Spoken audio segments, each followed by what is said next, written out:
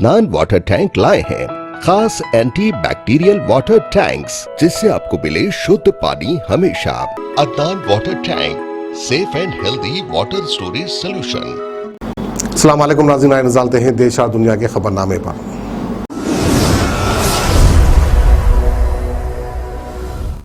सच news के खबरनामे में आप सबका इस्तकबाल है। आज की सबसे बड़ी खबर आ रही है पुणे से, जहां पर आज मिनी लॉकडाउन लगने के बाद बसों के बंद होने से लोग बहुत ज़्यादा परेशान हैं। वहीं दूसरी तरफ ऑटो वाले दुगना दाम वसूल रहे हैं। जी हाँ, महाराष्ट्र में पुणे में कोरोना संक्रमण के बढ़ते मामलों को देखते हुए आज से 7 दिनों तक शाम के 6 बजे से सुबह के 6 बजे तक कर्फ्यू रहेगा। इस दौरान मॉल, सिनेमा हॉल और धार्मिक स्थल जैसे मंदिर, मस्जिद के अलावा बसों का बंद रहना भी लाजमी है। पुणे में करीब 1700 पीएमपीएल बसें हैं। इनके बंद होने के कारण लोग काफी परेशानी का सामना कर रहे हैं। लोगों का कहना है कि जहां पहले 1 घंटे का समय लगता था, अब वहीं पे 2 से 3 घंटे लग रहे हैं। वहीं लोगों का ये भी कहना है कि ऑटो वाले ज्यादा रुपयों की मांग कर रहे हैं। वहीं डिपो का कहना है कि सुबह से एक भी बस बाहर नहीं निकली है। जरूरी सेवाओं से जुड़े लोग लगातार फोन कर रहे हैं। लोग फोन करके बसों को शुरू करने की मांग कर रहे हैं, लेकिन लोग कुछ भी नहीं कर पा रहे हैं क्योंकि ये बसों के निर्देशकों का फैसला आया है कि हम भी बाहर नहीं निकलेंगे। असल में बस वालों का कहना है कि 7 दिन के समय मिलने के बाद उन्होंने बसों की मेंटेनेंस का काम शुरू कर दिया है। बताते चले कि लगातार 2 दिन से 8000 से ज्यादा मामले कोरोना वायरस के सामने आए हैं, जिस पर सख्त पाबंदियां लगा दी गई हैं। वहीं अगली बड़ी खबर आ रही है कांग्रेस के नेता राहुल गांधी की तरफ से। राहुल गांधी ने शुक्रवार को ऑनलाइन चर्चा के दौरान दुनिया भर में विजन ऑन डेमोक्रेसी पर अपना विचार देते हुए कहा कि भारत में जो कुछ हो रहा है उस पर यूनाइटेड स्टेट्स ने चुप्पी साध रखी है। राहुल गांधी ने कहा कि मैं इस बात में विश्वास करता हूं कि अमेरिका एक अर्थपूर्ण विचार है। ये वो आजादी है जिस तरह से आपके संविधान में आजादी को जगह दी गई है, लेकिन आपको उस विचार की रक्षा करनी होगी। बता दें कि राहुल शुक्रवार को पूर्व में भारत में अमेरिका के राजदूत रहे निकोलस बर्न्स के साथ ऑनलाइन बातचीत में हिस्सा ले रहे थे। वहीं पे बर्न्स ने वर्तमान में हार्वर्ड कैनेडी स्कूल के प्रोफेसर हैं और वो चीन और रूस के लिए पेश किए जा रहे थे कठोर विचारों के खिलाफ अपने लोकतंत्र की बात कर रहे थे। इस पर बर्न्स को राहुल ने रोकते हुए कहा कि भारत में जो कुछ भी हो रहा है उस पर यूएस की सत्ता से कुछ भी सुनने को नहीं मिलता। उन्होंने ये भी कहा कि अगर आप लोकतंत्र की भागीदारी की बात कर रहे हैं तो देश में जो हो रहा है उस पर आपके क्या विचार है। मैं इस बात पर विश्वास करता हूँ कि अमेरिका एक अर्थपूर्ण विचार है। आखिर में उन्होंने बोला कि ये विचार की रक्षा आपको करनी होगी और ये एक असली सवाल है।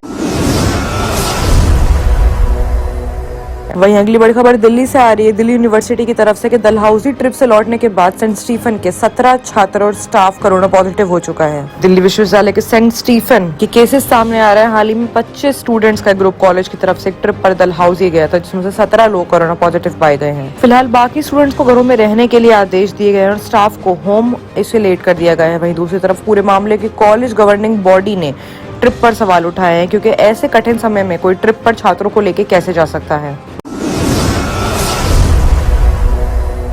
वहीं अगली बड़ी खबर आ रही है छत्तीसगढ़ से, जहां पर एक तरफ कोरोना वायरस की दूसरी लहर पूरे देश में शुरू हो गई। वहीं छत्तीसगढ़ के जिले दुर्ग में इससे हो रही मौतें बढ़ती ही चली जा रही हैं। छत्तीसगढ़ कोरोना के मामले तेजी से देखने वाले राज्यों में से एक है, लेकिन यहाँ पर हालात बहुत ज्यादा खराब है। यहाँ जिला कोरोना से सबसे ज्यादा प्रभावित है। ऐसे में इस कंडीशन को देखते हुए जिला प्रशासन ने हफ्ते भर के लिए संपूर्ण लॉकडाउन की अनाउंसमेंट कर दी है, जो कि मंगलवार से शुरू हो रहा है। यहाँ पिछले 7 दिनों में 38 मरीजों की मौत हो चुकी है। पिछले 7 दिनों में 6000 से ज्यादा केस सामने आए हैं। यहाँ के शवगृह में 8 फ्रीजर हैं, लेकिन रखने को सिर्फ 27 डेड बॉडीज हैं। डॉक्टरों का कहना है कि जल्द से जल्द वो मरीजों के लिए अरेंजमेंट्स करेंगे।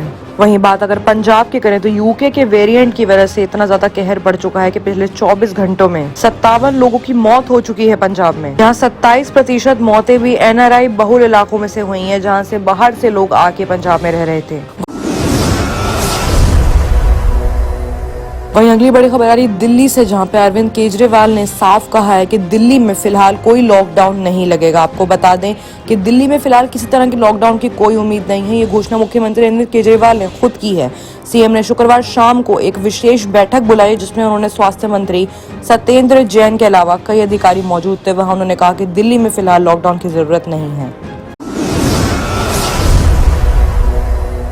वहीं अगली बड़ी खबर आ रही है असम से, जहां पे कांग्रेस पर बुरी तरह से पीएम नरेंद्र मोदी भड़के बोले सेक्युलरिज्म और कम्युनिज्म का खेल देश को नुकसान दे सकता है। प्रधानमंत्री नरेंद्र मोदी ने शनिवार को असम के तालुमपुर के विपक्ष को निशाना बनाते हुए साधते हुए बीजेपी की सरकार की तरफ से कहा कि हम किसी भेदभाव के लिए कोई नीतियां नहीं बनाते, जबकि कुछ लोग केवल एक वर्ग के लिए ही काम करना सही समझते हैं। सभी के लिए काम करने का सांप्रदायिक हम लोग रखते हैं। मोदी ने कहा कि चुनावी रैली को संबोधित करते हुए असम के लोग हिंसा के खिलाफ हैं, वो विकास, शांति, एकता और स्थिरता चाहते हैं। उन्होंने ये भी कहा कि सरकार असम समझौते को पूरी तरह से लागू करने के लिए गंभीरता पूर्वक काम कर रही है। ज्यादातर परेशानियों को हल कर लिया गया है और बाकी को हल हम जल्दी कर देंगे। मोदी ने कहा कि बदकिस्मती है कि जो समाज को बांटते हैं और सिर्फ एक वर्ग के लिए विकास की बात करते हैं, उन्हें धर्मनिरपेक्ष कहा जाता है। उन सभी के लिए काम करते हैं और हम सांप्रदायिक मानते हैं खुद को। मोदी ने ये भी कहा कि हम उग्रवादियों से नहीं डरने वाले हैं। अपील करते हुए ये भी कहा है कि आसाम को मोदी जी की जरूरत है।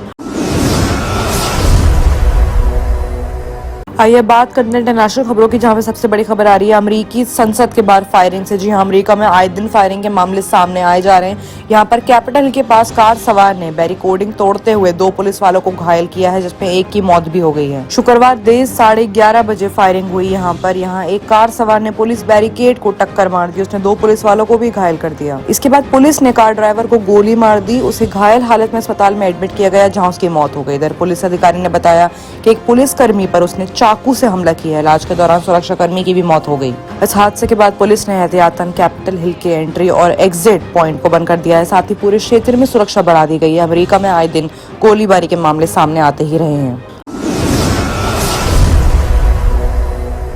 अब बात करते हैं बांग्लादेश की। तो फ्रांस के बाद बांग्लादेश में भी लॉकडाउन लग गया है। देश में दोबारा से परेशानियां बढ़ती ही चली जा रही हैं।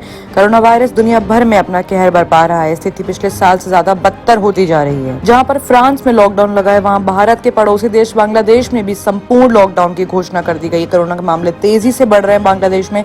सरकार ने 5 अप्रैल से 1 हफ्ते के लिए लॉकडाउन का ऐलान कर दिया है। इससे पहले फ्रांस में भी तीसरी बार लॉकडाउन लगाया जा रहा था। इस बांग्लादेश के लॉकडाउन में कोर्ट और दफ्तर बंद रहेंगे, मिल बारी बारी संचालन किया जाएगा। कारखानों को खुला रखने की अलबत्ता खबर सामने आ रही, ताकि मजदूरों का काम बंद ना हो और अपने वापस घर न लौटना पड़े। वहीं भारत में भी कुछ जगहों पर, कुछ इलाकों में लॉकडाउन की खबर सामने आ रही है। लेट नाइट कर्फ्यूज भी लग रहे हैं। अब देखना ये है कि कितने देशों में लॉकडाउन और लगता है।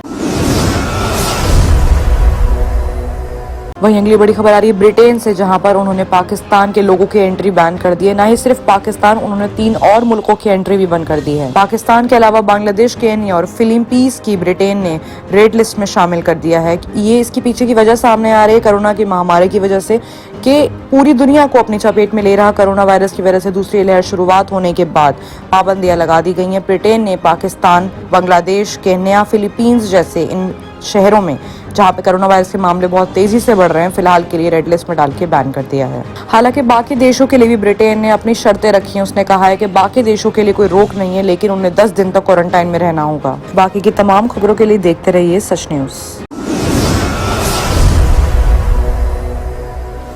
अदनान वाटर टैंक लाए हैं खास एंटी बैक्टीरियल वाटर टैंक्स। इसके 4 लेयर जो आपके टैंक को रखे 100% यूवी प्रोटेक्शन, जो टैंक में बैक्टीरिया पनपने न दे, जिससे आपको मिले शुद्ध पानी हमेशा। अदनान वाटर टैंक पानी को रखता है सेफ और हेल्दी हर मौसम में। अदनान वाटर टैंक्स ने प्रदूषण और जरासीम से पानी को बचाने के लिए थ्रेडिंग लॉक लिड सिस्टम की शुरुआत की है।